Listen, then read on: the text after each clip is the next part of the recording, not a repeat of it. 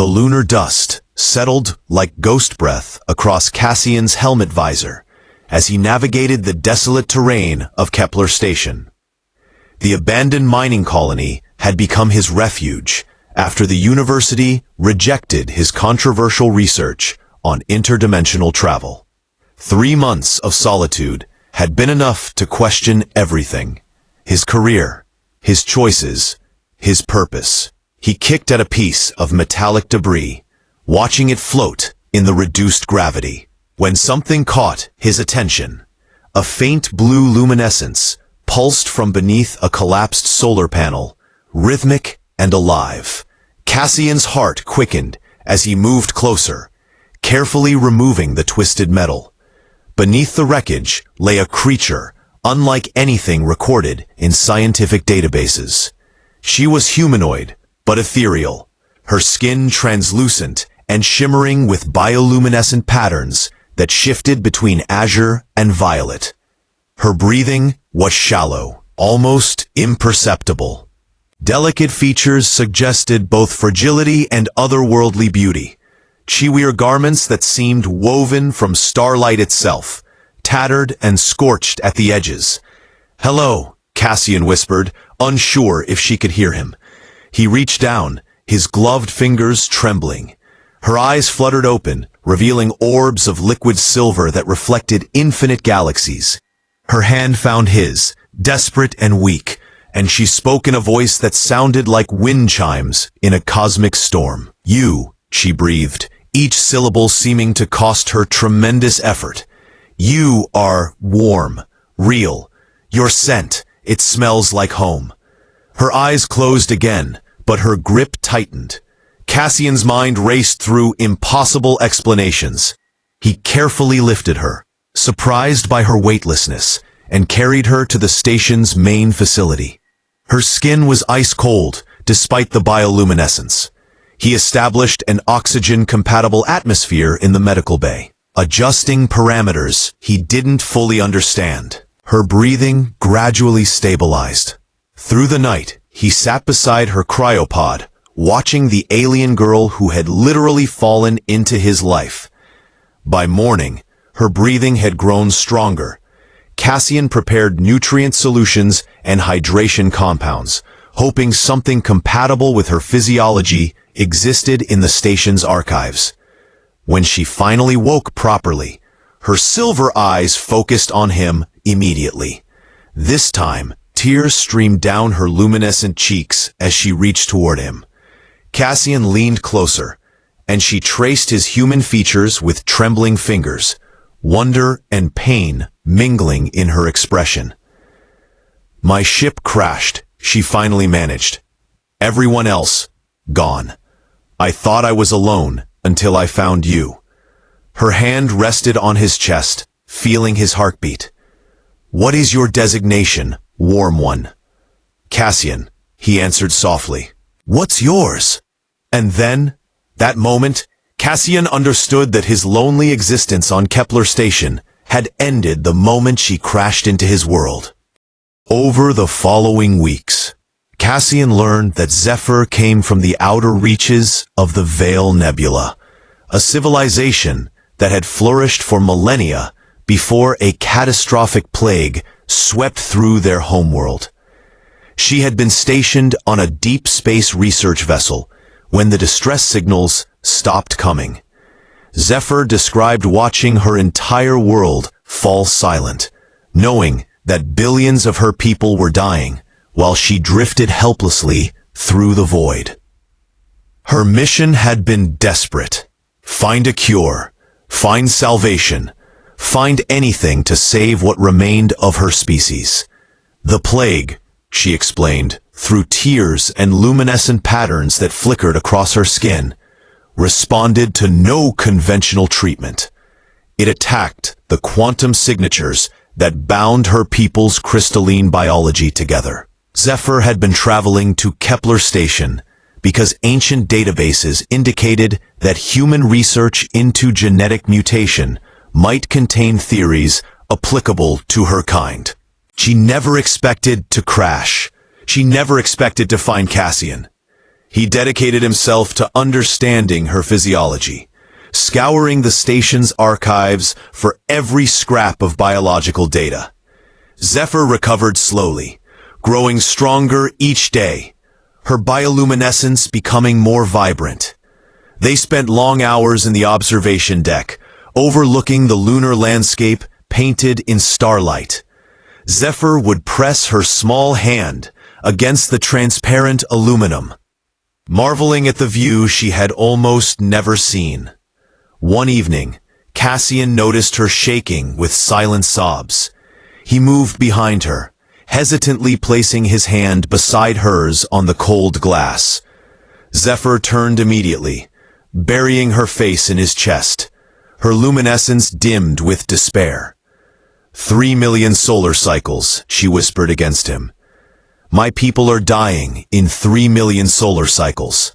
That is less than your years. I have so little time, Cassian, and I am no closer to saving them. His arms wrapped around her delicate frame, feeling her tremble.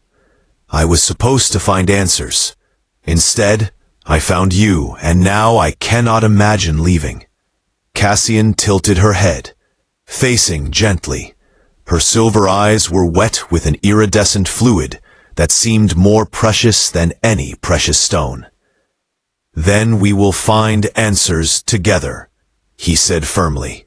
Your knowledge, my research, combined, we might have a chance. In my language, her slender frame aligning with his, and kissed him softly. Her lips tasted like starlight and sorrow, cool and ethereal. Cassian felt the kiss resonate through his entire being, a connection that transcended biology and origin. When they finally separated, Zephyr's bioluminescence had shifted to warm golden hues. In my language, this ritual signifies bonding, she said shyly. I would not survive the return journey alone. But with you, farewell. You make me feel like the veil itself is protecting us. You smell like hope now, not just home.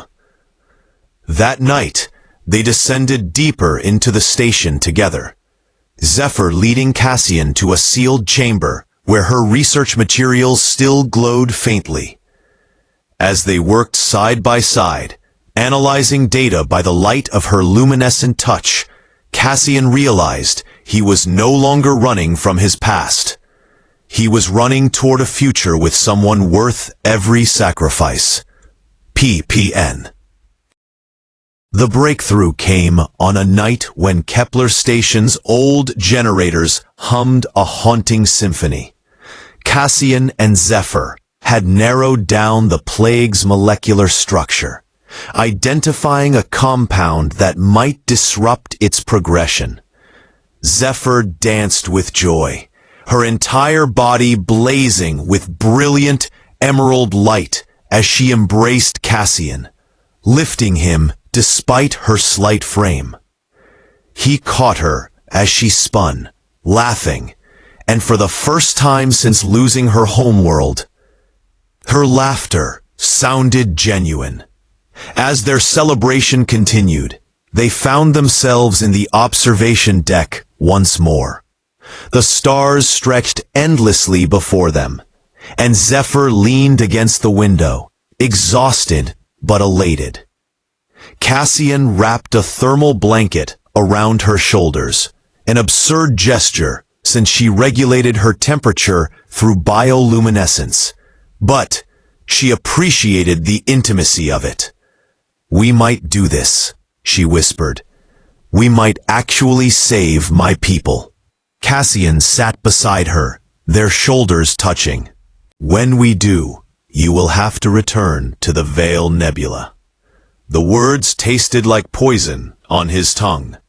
He had known it intellectually, but speaking it aloud made it devastatingly real.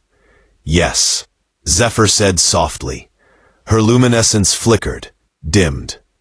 The journey will take me through disputed territories. My people will need me to lead the treatment distribution. I will be needed. She paused, then turned to face him fully. "But I do not want to leave you, Cassian. I realize this is illogical. We are from different worlds. We breathe different atmospheres. And yet..." She reached up, tracing the line of his jaw with trembling fingers. "You are the only logical choice my heart has ever made." Cassian captured her hand and pressed it against his chest, where his heart thundered. "Come back to the living quarters with me," he said. "Please." They moved through the station's corridors, wrapped in comfortable silence, the weight of their confession hanging between them like starlight. In his private quarters, Cassian had created an environment suitable for both their physiologies. Cooler air for her, with oxygen-rich support for him. Zephyr had left traces of herself here over weeks of visits, a crystalline structure from her homeworld, drawings made with luminescent dust, and a journal filled with observations about human behavior. Inside, they moved toward each other with the careful tenderness of two beings aware that their connection defied every law of nature. Cassian cupped her face gently, and Zephyr's skin grew warmer beneath his touch, pulsing with waves of soft, golden light. He kissed her slowly, reverently, tasting the alien sweetness that had become his addiction. Her fingers threaded through his hair as she drew closer, her body practically melting into his. "I have never experienced this," Zephyr whispered against his lips. "On my world, our bonds are formed through consciousness merging. But this physical connection is unique to your species. It is overwhelming." "Is it painful?" Cassian asked, pulling back slightly to read her expression.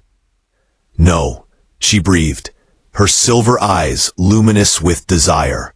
"It is beautiful. It feels like flying."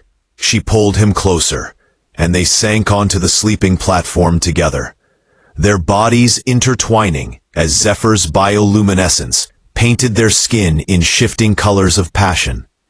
Deep violets, burning reds, and golden yellows.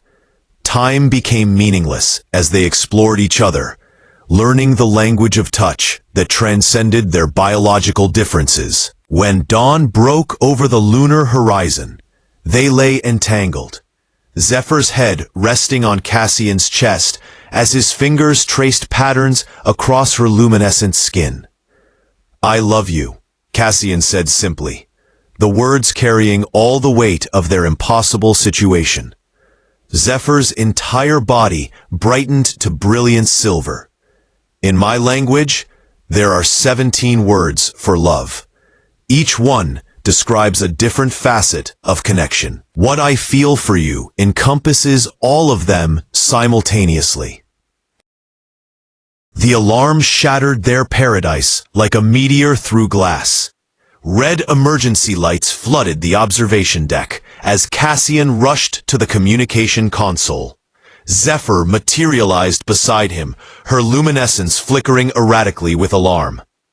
Unidentified vessels dropping from hyperspace, the automated system announced. Multiple contacts, 17 ships approaching Kepler Station. Cassian's blood ran cold. Zephyr gripped his arm, her bioluminescence pulsing rapidly. "The Vextrani," she breathed. "They must have followed my signal. They want the cure." "Who are they?" Cassian demanded, already moving to lock down the station's sensitive research areas. "A faction that was exiled from the Veil Nebula centuries ago," Zephyr explained rapidly as they ran through corridors. "When my people developed the antibodies to resist their control methods, they were banished to the outer territories. They have become raiders, mercenaries, hunters of powerful technologies. If they learn that we have a cure..." She didn't finish. She didn't need to. The station shuddered as the first blast struck the perimeter. Cassian grabbed Zephyr, pulling her toward the hangar bay, where an old escape shuttle remained, a relic from the station's mining days, but theoretically functional. Zephyr's fingers dug into his shoulders as another explosion rocked the facility. "My research," she whispered urgently. "Cassian, we cannot leave without the data cores. Everything we discovered is worthless if we are dead," Cassian said firmly. But he changed direction, rushing toward the research chamber instead. Zephyr kept pace with him, her body growing dimmer as she channeled her bioluminescence into a protective shield around them. Exterior walls suddenly became transparent with the violent percussion of weapons fire. They reached the chamber just as the station's secondary systems began failing. Cassian frantically downloaded their research onto portable data crystals, while Zephyr stood at the doorway, her luminescence blazing brilliantly as she generated a force field against the advancing blast doors. Her entire body trembled with the effort. "Go," she screamed. "Cassian, go now. Not without you," he shot back, grabbing her hand and pulling her away, just as the doors exploded inward. They ran through collapsing corridors, Zephyr occasionally glancing back, her expression agonized. The Vextrani were descending through the upper levels, tall, predatory creatures with exoskeletons that gleamed like dark obsidian. The escape shuttle bay seemed impossibly far. Cassian's lungs burned as they sprinted toward the vessel. Zephyr's luminescence was fading, her energy nearly depleted from maintaining the protective shields. As they reached the shuttle, a Vextrani warrior materialized before them, its lethal appendages raised. Cassian shoved Zephyr into the shuttle's access hatch and turned to face the creature. "Cassian!" Zephyr screamed. But the creature didn't strike. Instead, it froze, its compound eyes locked on Zephyr with unmistakable hunger. "The cure-bearer," it hissed, its voice like grinding metal. "Surrender yourself, and we will let the human live." Cassian felt his heart shatter. Zephyr's face crumpled with the impossible choice. Her luminescence brightened with determination, even as tears streamed down her face. "No," she said, with absolute finality. She yanked Cassian fully into the shuttle and slammed the hatch closed. As the shuttle's engines roared to life, Cassian watched helplessly as Vextrani warriors pounded against the reinforced window. He piloted the shuttle upward with desperate skill, breaking through the station's upper atmosphere, just as the facility erupted in a chain reaction of explosions behind them. Zephyr collapsed into the co-pilot seat, her bioluminescence utterly extinguished, her skin pale and frail. Cassian reached over and squeezed her hand, even as he pushed the shuttle toward the asteroid field that might provide temporary shelter. They had escaped, barely, but Kepler Station, their sanctuary, was gone. The asteroid field became their labyrinth, a maze of spinning rock and frozen debris where the shuttle's reduced signature made them nearly undetectable to Vextrani sensors. Cassian navigated through the chaotic terrain with the precision of someone whose life now depended entirely on skill.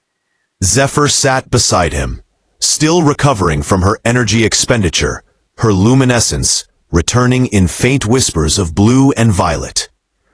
"We cannot run forever," she said quietly, after hours of tense silence, broken only by the shuttle's straining engines.